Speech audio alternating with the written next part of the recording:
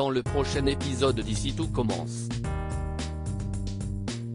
Un nouveau secret provoque le renvoi d'un professeur de l'institut.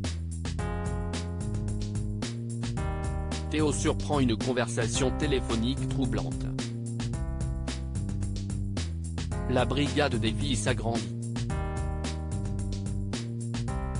Attention, les paragraphes qui suivent contiennent des spoilers sur l'épisode d'Ici tout commence diffusé vendredi soir sur TF1.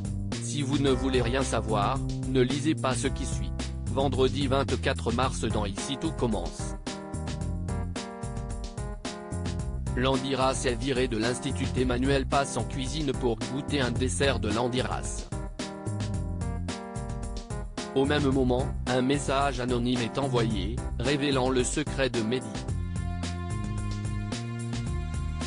Ce dernier a écrit qu'il a réalisé toutes les créations de Landiras depuis l'été avec l'aide d'Hortense. Emmanuel fait le lien avec la rupture de Constance et Zacharie. Il est terriblement déçu par son comportement. De son côté, Hortense en veut à son petit ami de l'avoir impliqué dans son secret. Elle peut toutefois compter sur le soutien inconditionnel de sa petite sœur. Mehdi vient ensuite se justifier, il ne lui a rien dit avant car il voulait éviter une énième prise de tête par rapport au cercle. Tous deux sont convoqués par la directrice de l'institut. Au même moment, Rose confronte Zacharie, qui assume pleinement ses torts. Il explique qu'il était devenu bon à rien suite à sa rupture avec Constance. Il a demandé un coup de main à Hortense et Mehdi, et de fil en aiguille, il les a fait travailler pour lui, sans rien leur promettre en échange. Mais depuis 3 mois, il s'est repris en main. Toutefois, aux yeux de Rose, ce qu'il a fait est impardonnable. Hortense et Mehdi débarquent alors dans le bureau de la directrice pour prendre la défense de leur professeur. Ils assurent que celui-ci ne leur a jamais forcé la main ni ne leur a fait du chantage. Au contraire, les élèves affirment avoir beaucoup appris grâce à ses retours sur leur travail et avoir apprécié leur collaboration. Si Rose entend leur argument, elle campe toujours sur sa position et décide de licencier Zacharie. Un peu plus tard, Hortense et Mehdi apprennent que leur professeur va quitter l'institut. Ils regrettent de ne pas pouvoir l'aider davantage. Zacharie apprécie leur soutien, mais assume pleinement son erreur et estime qu'il n'a plus sa place à l'institut. Antoine, quant à lui, est sous le choc. Il reproche à Rose d'avoir pris une décision radicale sans lui en avoir parlé avant. Il soupçonne même sa compagne de prendre ce genre de décision sans état d'âme. Vexée, celle-ci rétorque qu'elle a dû être ferme, même si ça l'a peinée. Dans les vestiaires, le licenciement de Landiras fait débat.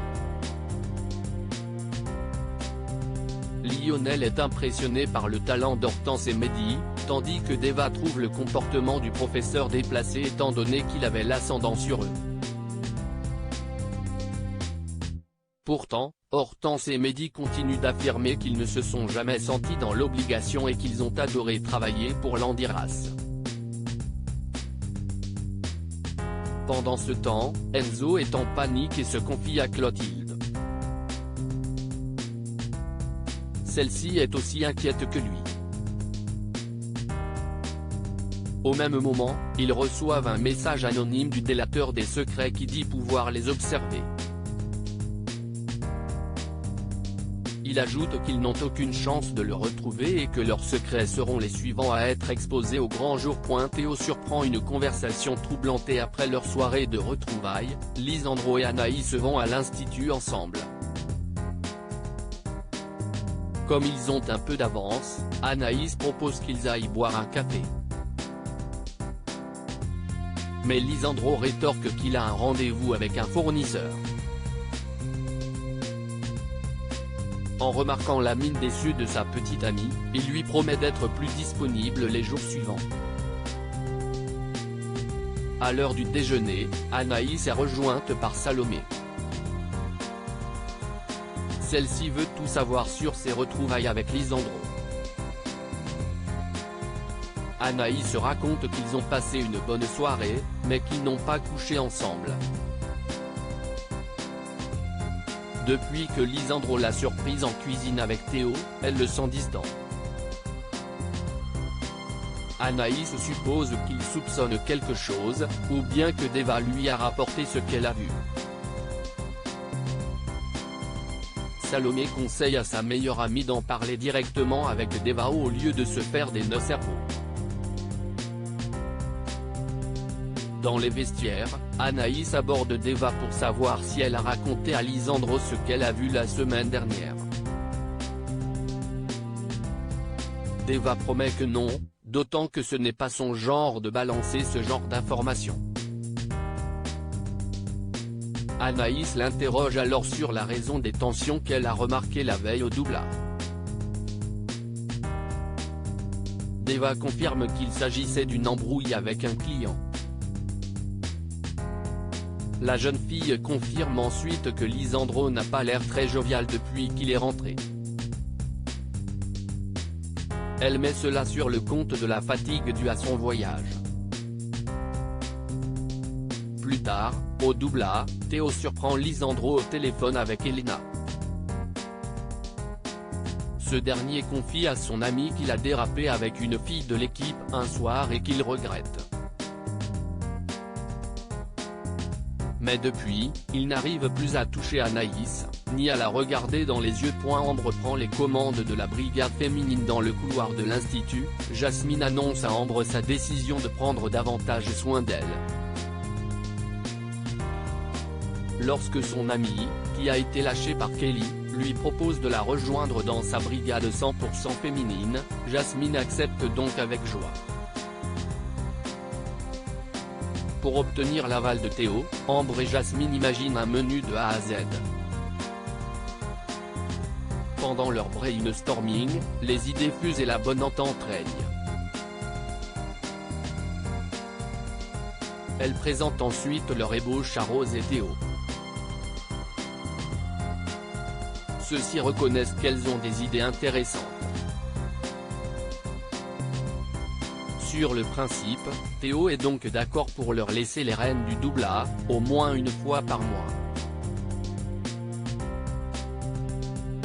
Rose leur donne donc son feu vert pour la journée du mercredi de la semaine prochaine afin de faire un test. Cela laisse le temps à Ambre et Jasmine de recruter une autre élève dans leur brigade. Elle propose à Deva de les rejoindre et lui explique leur concept. Deva ne voit pas l'intérêt d'exclure les hommes de leur brigade. Ambre et Jasmine rétorquent qu'il s'agit avant tout d'encourager la sororité pour éviter la rivalité entre filles. Deva est convaincu et accepte avec plaisir.